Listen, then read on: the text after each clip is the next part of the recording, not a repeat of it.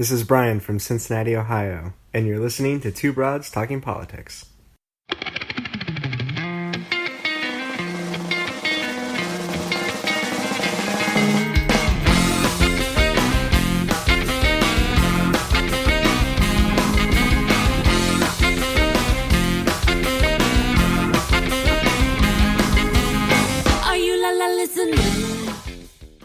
Everyone, this is Kelly with Two Broads Talking Politics, and I am on today with John Kiehne, who is running for the State House in Missouri in House District 110. Hi, John. Hey, how you doing, Kelly? I'm great. Thanks for joining me on the podcast today. Thanks for having me. So I'd love to start with just a little bit of background. Tell me a little bit about yourself and why you're running for office. That is a good question. Well, I am 52 years young, and I still tell people I'm 27. I have several children that I've raised, some of my own, some of not my own. And I've been a musician, my pro musician, producer, engineer, teacher, touring, recording artist, etc., for 35 years. And it's all I ever really wanted to do. It's what I have done chiefly until the last couple of years. I was born and raised in St. Charles, Missouri, which is here in Missouri. It was a very small sort of town on the river. It was actually, ironically, the first capital of Missouri, which when I was a kid was not significant at all. But I was born about 2 blocks from the first state capital of Missouri, and now I'm trying to get there. So it never occurred to me that I would endeavor to do that. But nonetheless, getting into the foster care business was kind of an accident. And I got married in 2008. But before that, my wife's family had, her sister had some things that happened. And we ended up raising our niece and nephews who have been through a lot of stuff. And on September, I'm pretty good with a couple of dates. One of those is September 23rd, 2007, is when we picked them up at the Amtrak station. And honestly, it totally changed my wife and I's life. I had always been a musician, a business owner, and, kind of been on my own thing. And suddenly I was responsible for 3 little people that had been through a whole lot of mess. And through the process of doing that and learning about, how to deal with people who have trauma, who've been in the system or getting into the system, trying to get people help, it was very frustrating. It's still frustrating. After a few years, it had me reaching up to try to find somebody to help, somebody to connect these people who've been through a lot with the services that exist or that should exist, depending on the situation. And it's always been a struggle. Then I started reaching out to up. I'm like going an administrator. Then I'm like, well, I have a friend that's a legislator. Maybe they can do something. And got a little bit of traction there. But the legislators in my district, I live in a red district, and I've been in a red district for a while, were just deaf to any. There was nobody that would return an email or a phone call or do anything of any significance to help us to try to figure out, hey, who do I talk to? Give me somebody else to talk to try to connect these services to these kids. And so it was very frustrating. And still yet I wasn't really, entering into politics was never, ever on my radar. It's just, I didn't even I didn't hate it. I didn't think about it at all. And, Trump got elected, and it enabled a whole segment of our society in a way that it's, I lived through the Bush years, both Bush years, and, W in particular, I'd say actually both Bushes, because they were both involved in wars, got a lot of flack from the liberals, so to speak, and a lot of America as being sort of evil people and part of the military industrial complex. But the Trump era is something I have never seen in my life. The lack of kindness and the lack of honesty and the way, broadband internet should be a really cool thing. I mean, I was designing websites back in the 90s because I play music, and I was, always trying to find ways to promote my music and promote my band. And broadband internet should be awesome. We can share content so freely all the way across the world, but it's been used for the powers of evil as well. But that's really I'd say the foster care thing, really struggling to find services for these kids. And then further, when Trump got elected, and how unkind people have been. And in full disclosure, I have a blind wife and black kids. So that adds another layer of being the white guy with a black wife and seeing firsthand every day how her day is a little bit different from mine in our neighborhood. In whatever neighborhoods we've lived in, she gets pulled over. I don't. Et cetera, et cetera. People say funny things about people at the gas station that they wouldn't say to a person of color, but because I'm a white guy standing at the gas station, they'll have something to say. In the Ferguson era, in 2014 was kind of a big deal around here. Racism has been an issue in Missouri and in St. Louis in particular since the beginning. So I have a lot of black friends. I'm a musician, so I play with a lot of black artists, and there's just had a lot of black friends anyway. And some of my black friends, one of which being a legislator who was my next door neighbor, was down in Ferguson getting tear gassed and getting rubber bulleted while she stood with her constituents. And the news was crazy, and it enabled a lot of people with some very, let's say, right-wing ideals to voice their opinions. And I'd say that whole Obama era into Ferguson and St. Louis into the Trump era really enabled some very narrow-minded, unkind people. And so I am doing what I can to try to fight that. I'm fighting for my family, whether they're sick or these kids or the fact that I have a huge black family and we live in St. Louis, et cetera, et cetera.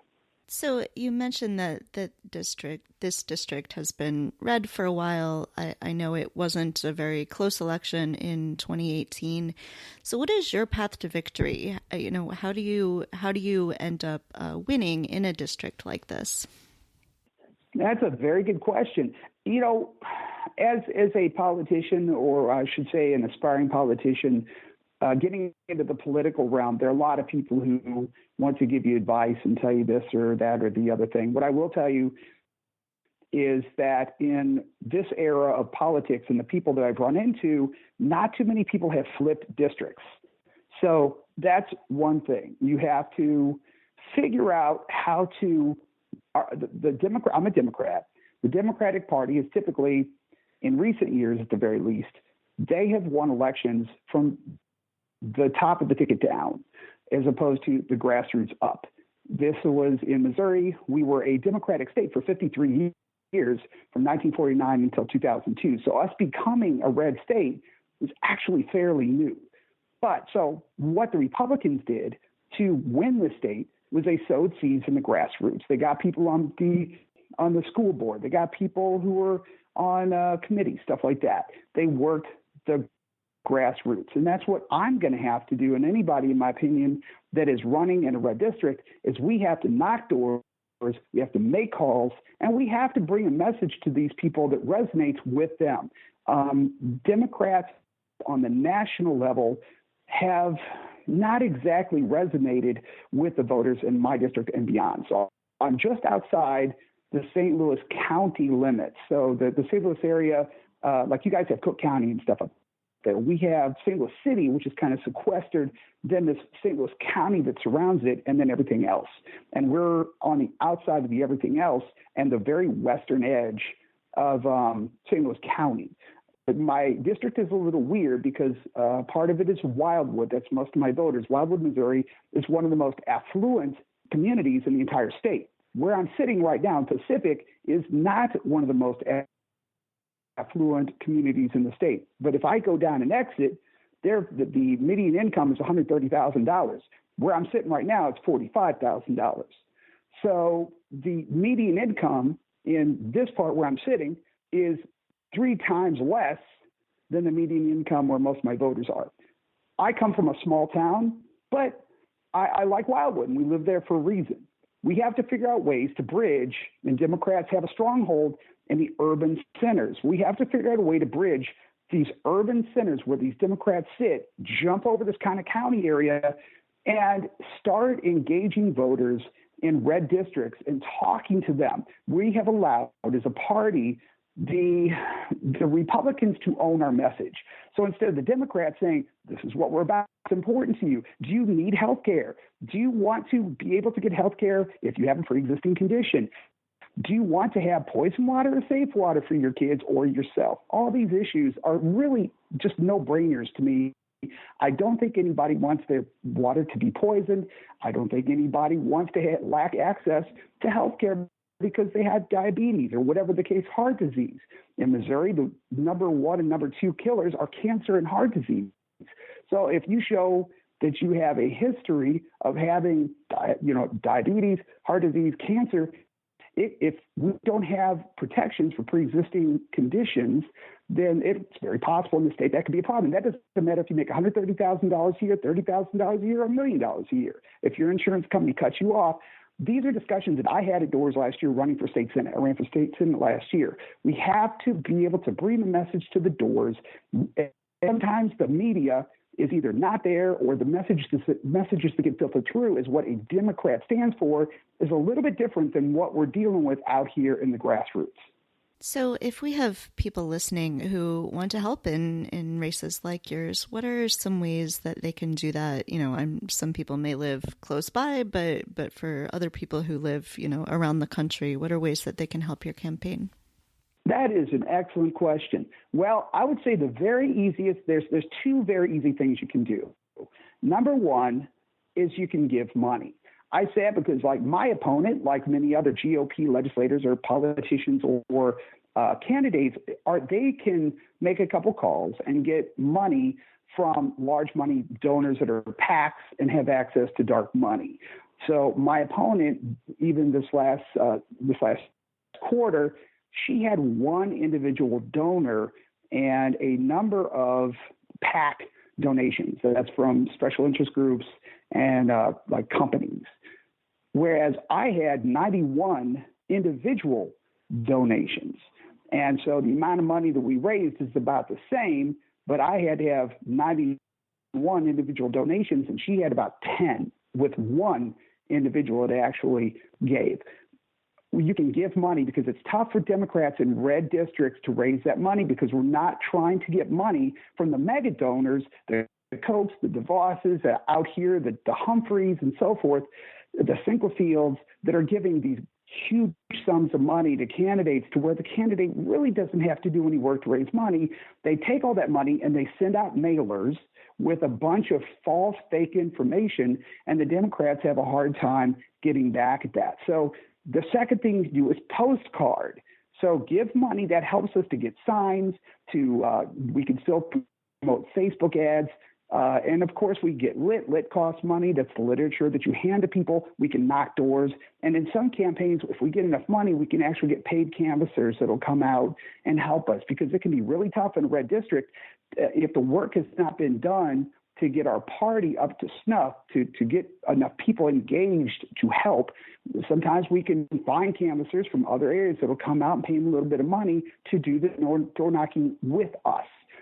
So the postcarding is the second thing you can do. You can postcard from anywhere. So your average Democrat in a red district probably is having a hard time raising money. And one of the most expensive things you can do as a candidate is to send out mailers. I'm in a House district. My House district is like around 25,000 voters, and I need 9,999 votes to win. So if you imagine how much you're going to spend sending out like a typical Republican candidate in our area running for state House or state Senate may send out 5 mailers. On the House level, you're talking $4,000, $5,000, $6,000 per mailer to constituents and maybe more. So that adds up pretty quick. So if you can't put $50,000 in the bank to run a state House race or $100,000 to $200,000 to run a state Senate race, it can be very tough. So give money where you can. Act Blue is a great service. Most Democratic candidates, you can literally go on your phone, go to their site or their Facebook page or their Twitter, click on their Act Blue, give them $26, give them $30. If you don't have a lot of money and you want to help, you can do a recurring donation. Say, I'll give $20 a month or $15 a month, because over the course of a year, because our election is a little less than a year away, you'll end up giving that candidate maybe $100, $200, maybe more, depending on how much you can give every month. Those are the biggest things. I also encourage people in their district, if they're in a red district, find your candidates, work with your county committee, and try to help them to, if they don't have candidates, identify candidates, try to pull voters out. Another thing you can do for my campaign is we're doing phone banking until April. Our phone banking for the next, would that be about 5-6 months, is going to be identifying Democratic voters in my district. So you can talk to my campaign manager, and I can give you that information about maybe doing some phone banking for my campaign. A lot of people are afraid to do that, and some people are afraid to knock doors. A lot of people are extremely comfortable with postcarding, and that's something that you can do whether you're in Boston or you're in St. Louis, you're in California. And you can get your kids to help. I've gotten my kids to help postcard before. Yeah, absolutely. They don't have to be of voting age to fill out a postcard. It does help to have legible handwriting, which I'm sometimes, I struggle with that, and you want people to help, but sometimes I say, I can't read your handwriting. But I think that also with the postcarding thing, that movement of, like I said, if you do a mailer, you're talking about a manufactured card with a label, a manufactured labeled card that's basically all machine made, and a human hand does nothing more than pick up the box basically and throw it at the postman. I think with these individual people who are filling out postcards, that the recipient may feel more like this is a real person that is taking the time to send me to fill out a postcard. And in this day and time, people don't, and number one, if you get mail, it's probably a bill or a circular. We don't send each other letters, at least most of the people I know. We don't send each other like personal correspondence the way we used to, because there's so many other ways to connect. But, I really like the postcarding, and I like that people are using some simpler postcard designs that allow more space for an individual who's filling out to maybe be a little bit more artistic or whatever, to show that they're taking a little bit of time for that candidate and saying, this is really important. We're sitting down here. We have a progressive group here in Franklin County where I'm at called the Four Rivers Progressive. And it's basically a women's group of progressives that those ladies will get together and they will go to, say, a Mexican restaurant in the community, and you'll have 10, 12 of them around a table with postcards, and they'll sit around and talk in the postcard, or they go to the coffee shop, maybe 5, 6, 8, 10 women will sit around and they will postcard. And some of them just, they feel uncomfortable with maybe phone banking. Some of them are phone banking for me. Maybe they feel uncomfortable canvassing. It's an impersonal but personal way to reach out to voters. All right. Excellent. Well, John, thank you so much for coming on the podcast. And we will put up links to your website and your social media on our website so that people can check you out. I really appreciate it. I love that you're doing this podcast. I love that you're having me. I understand that you're going to have our third congressional candidate on there. So, I personally do a lot of stuff around the state just to try to stay up with what's going on in politics. I'm concerned,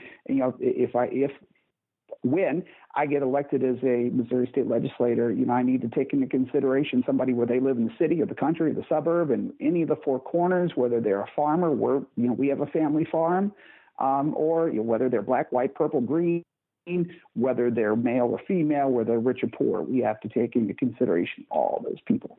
So, just trying to do my best to reach out to voters, to listen to them, to hear their concerns so that I can be a better advocate for the people in my community to say, what do you guys need? How can I help my community to be enriched, to be safer, to deal with the opioid epidemic, healthcare crises, to help our schools, our really grossly underfunded schools, our crumbling infrastructure. How can we deal with these problems as a state, as a community, as a district, and try to make some progress in Missouri? All right. Excellent. Well, thank you, John. Thank you. It was great talking to you, and hopefully I'll talk to you all again soon. All right. Thanks.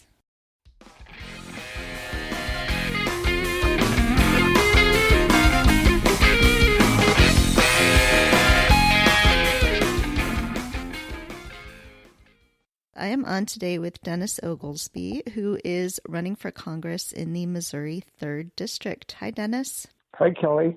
So to start, could you just tell me a little bit about your background and why you're running for Congress? Definitely. My background is all in business. This is actually my first foray into the political realm. It's my first run for public office. I have been in the print and promotional my entire life, working towards completion of my doctorate in business management. And I have always been heavily involved at a volunteer level in politics, worked on volunteerism for Hillary Clinton's campaign, as well as at several of Claire McCastle's campaigns. I'm also the vice chair of the Warren County Democrats. And when the opportunity arose for this to be kind of an uncontested seat, I said, absolutely not. At very least, we're going to give him a run for his money. All right. And so tell me about the 3rd District in Missouri. It looks like this was a fairly lopsided election in 2018. But what does the district look like, and what is your path to victory in it? It's quite gerrymandered on behalf of the other party. Right now it holds a 39.1% DPI.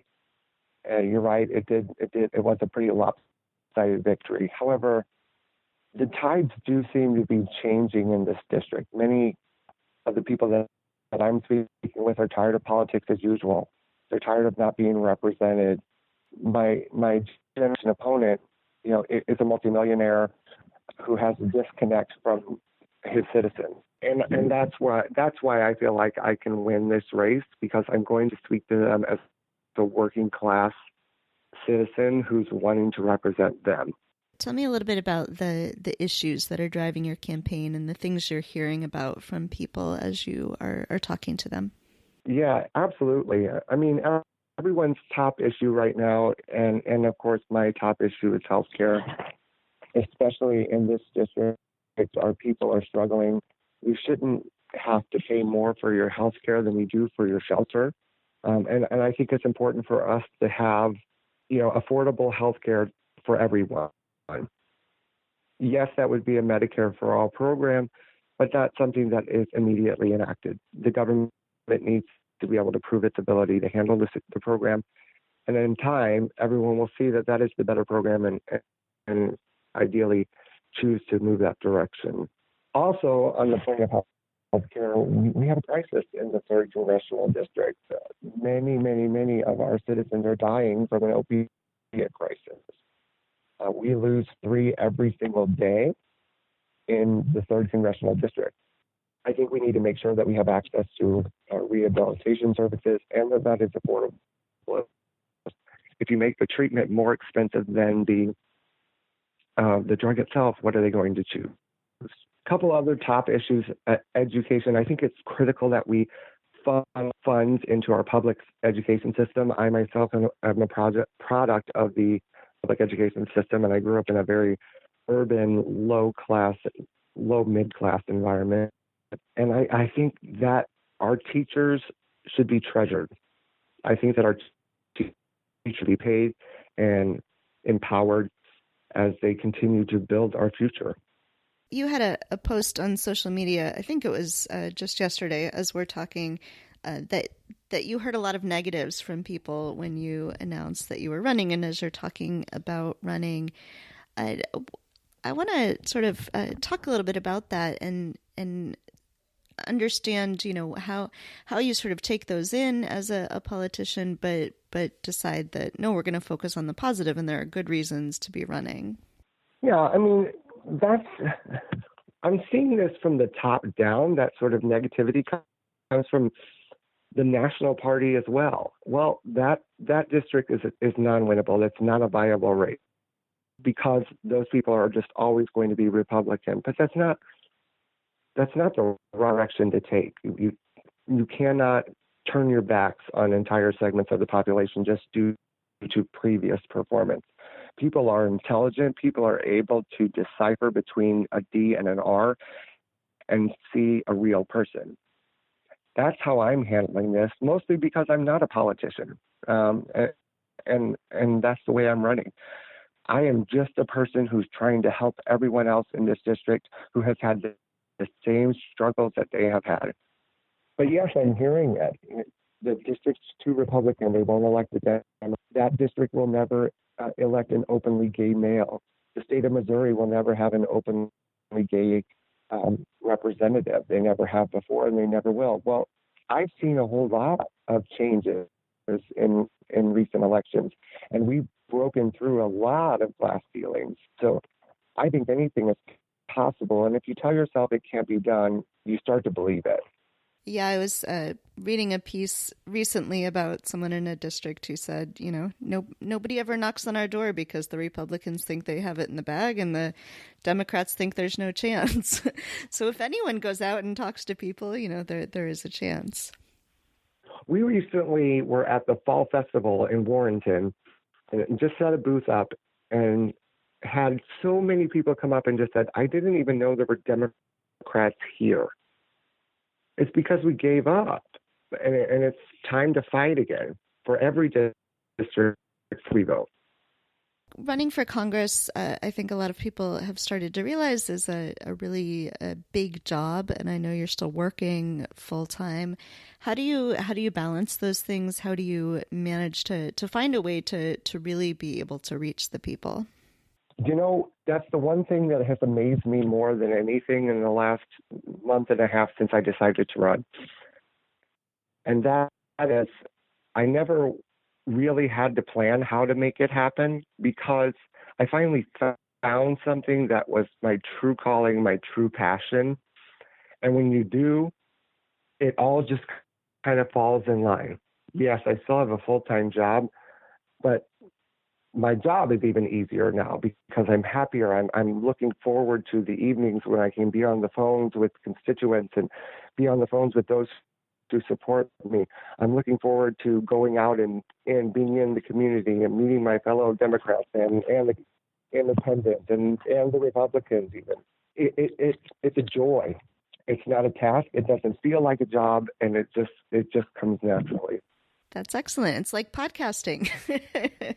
It took me 38 years to find what I truly love. So I know that one of the issues you mentioned on your website is government reform, accountability. Can you talk some about what you would like to see in that regard? I can. I think maybe a week or two ago, you had a lot Gross on, and he talked about dark money. That's really a big point in my campaign as well. Money Blaine Lukemeyer is full of dark money. He's received 434 donors this year. 312 of those donations came from secret dark PAC, and 15 donations came from people in our district. He has $2.6 million in his bank account, and we can't figure out where most of that came from. So that's campaign finance reform to me is a top priority. It's the reason why there's this disconnect between the citizens and the politicians, that they don't understand them. Well, they don't understand you because how many of us can go out and say, give me $1 million and get it from some dark source to make ends meet? We can't do that. But that's what these politicians are doing. And they're no longer accountable to their constituents. They're accountable to the people who paid for them to get in the office. And that's why Blaine has only written 6 bills that became law in the 10 years he's been in Congress. And those 10 years, 6 bills, 3 of them to rename a post office, 1 for a commemorative coin, and then the others benefiting the banking and finance segments. Nothing has been done for our citizens. So what sorts of laws do you think would help, or what sorts of campaign finance would you like to see enacted? I'm seeing in other countries there's a trend now to publicly finance campaigns, and then you have to run on your background solely. I would love for us to get to a point where we are financing our own elections, and no outside sources are allowed. And at very least, if we don't get to that point, then every single donation to a campaign needs to be well documented from an individual so we can connect it back to where it comes from. And it must originate in the United States. All right. And I know you have 2 dogs. Tell me about your dogs. My babies. Yes, I have a Chihuahua who we got 2 days after the 2016 election. We rescued her. And her name is Hillary Rodham Chihuahua. Oh. She is now soon to be 14 years old. but she is my joy, my everything. She's a little 9 pounds of fun. We had a second Chihuahua who passed away on us in April of this year, but that was our Roscoe. That was our baby as well.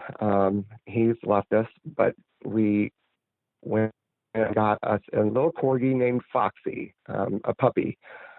She's just now coming up on 8, and she's going to be having some puppies of her own soon. Oh, excellent. I love it. And how can people get involved in your campaign?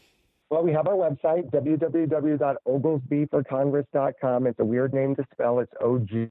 The website details all of our issues, allows you to donate. We're really heavily in the fundraising portion of our campaign right now. I need as much money as I can to take on Blaine Lutzmeyer and to reach the 205,000 voters that I will need as my win number. But that volunteers for canvassing. We're going to start canvassing early. It might be a little chilly. It might be a little cold, but I'm volunteers to get out there and knock on the doors. And we'll be having a few other campaign events that I'll keep on my website. We're also on Twitter at @4Oglesby and Facebook, facebook.com/Oglesby for Congress. Excellent. We'll put links up on our website to those as well. Thank you so much, Dennis, for stepping up and running for office, and thank you for joining me. Thank you for having me.